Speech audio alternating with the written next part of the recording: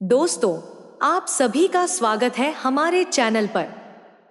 अगर आपको हमारी कहानियां पसंद आती हैं, तो कृपया वीडियो को लाइक करें और चैनल को सब्सक्राइब जरूर करें ताकि हम आपको और भी अद्भुत कहानियां सुना सकें। इस वीडियो में हम आपको बताएंगे आखिर क्यों केवल युधिष्ठिर अपने शरीर के साथ स्वर्ग जा सके, जबकि उनके सभी भाई और पत्नी द्रौपदी ने अपना शरीर त्याग दिया। आइए इस रहस्यमय कथा की शुरुआत करते हैं और इसके पीछे छुपे गहरे सत्य को जानने की कोशिश करते हैं। महाभारत युद्ध के बाद पांडवों ने हस्तिनापुर का राजपाट कई वर्षों तक चलाया।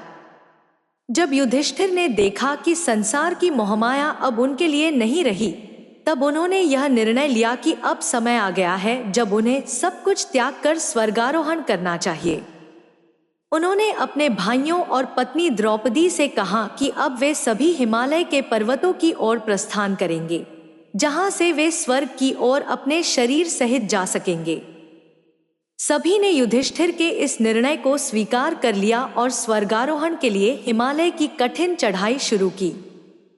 उनके साथ केवल एक कुत्ता भी चल रहा था, जो युधिष्ठिर का परम भक्त था। पांडव और द्रौपदी ने यह सोचा कि वे अपने शरीर के साथ स्वर्ग पहुंचेंगे, लेकिन किस्मत ने उनके लिए कुछ और ही तय कर रखा था। स्वर्गारोहण की यात्रा शुरू होते ही सबसे पहले द्रौपदी की मौत हुई। रास्ते में चलते हुए अचानक द्रौपदी लड़खड़ाकर गिर पड़ी और वहीं अपने प्राण त्याग दिए। भीम ने यह देखकर युधिष्ठिर से पूछा, भाई, द्रौपदी ने ऐसा कौन सा पाप किया था कि उसे स्वर्ग की चढ़ाई के बीच ही मरना पड़ा? युधिष्ठिर ने गंभीरता से जवाब दिया, द्रौपदी ने जीवन में अर्जुन को विशेष प्रेम और पक्षपात किया। यह उसकी कमजोरी थी और इसी कारण वह अपने शरीर के साथ स्वर्ग नहीं जा सकी। द्रौपदी के बाद कुछ ही देर बाद सहदेव भी गिर पड़े और उनके भी प्राण निकल गए। इस बार भीम ने फिर से सवाल किया। सहदेव तो बहुत समझदार थे और कभी किसी प्रकार का अभिमान नहीं किया, फिर वह क्यों गिर गए? युधिष्ठिर ने जवाब दिया, सहदेव का अभिमान उसकी बुद्धिमत्ता थी। वह यह सोचता था कि उससे अधिक ज्ञानी और कोई नहीं है। यही उसका पाप था। सहदेव के बाद नकुल भी गिर पड़े और प्राण त्याग दिए। भीम ने फिर से पूछा, नकुल तो धर्म और कर्तव्य पर हमेशा अडिग रहते थे, उन्होंने ऐसा कौन सा पाप किया? युधिष्ठिर ने उत्तर दिया, नकुल को अपने सौंदर्य का घमंड था। वह सोचते थे कि उनसे अधिक सुंदर कोई नहीं है। यह उनकी कमजोरी थी और इसी वजह से वह गिर गए। इसके बाद अर्जुन भी गिर पड़े और उनका अंत हो गया। इस पर भीम ने पूछा, अर्जुन तो महावीर थे, उन्होंने कभी किसी को झूठा वचन नहीं दिया, फिर यह क्यों हुआ? युधिष्ठिर ने कहा, अर्जुन को अपने वीरता का घमंड था। उन्होंने कई बार कहा था कि वे एक ही दिन में सारे शत्रुओं का नाश कर देंगे, परंतु ऐसा कभी नहीं हो सका। उनका यह अभिमान ही उनके पतन का कारण बना। अब केवल युधिष्ठिर और भीम ही बचे थे। कुछ ही दूर आगे चलने पर भीम भी गिर पड़े और आखिरी सांस लेते हुए उन्होंने अपने बड़े भाई से पूछा, भाई, मैं हमेशा आपके प्रति वफादार रहा हूं, फिर मेरा क्या दोष था? युधिष्ठिर ने बताया, तुम्हारे पास अपार शक्ति थी, लेकिन तुम्हें अपने बल का घमंड था। तुम हमेशा अधिक भोजन करते थे और अपनी ताकत पर ज्यादा निर्भर रहते थे। यही तुम्हारी कमजोरी थी।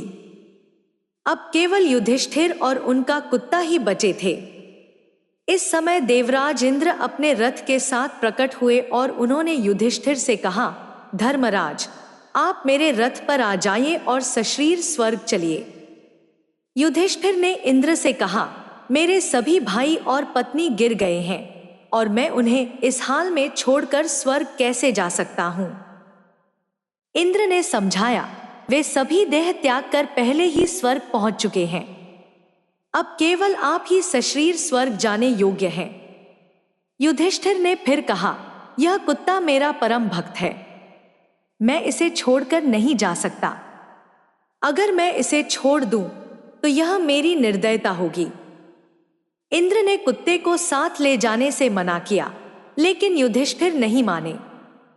तब अचानक वह कुत्ता भगवान धर्मराज के रूप में प्रकट हो गया और युधिष्ठिर की महानता की सराहना करते हुए कहा, तुम्हारी दया और धर्मपरायणता ने तुम्हें श्रेष्ठ बना दिया है, अब तुम स्वर्ग जा सकते हो।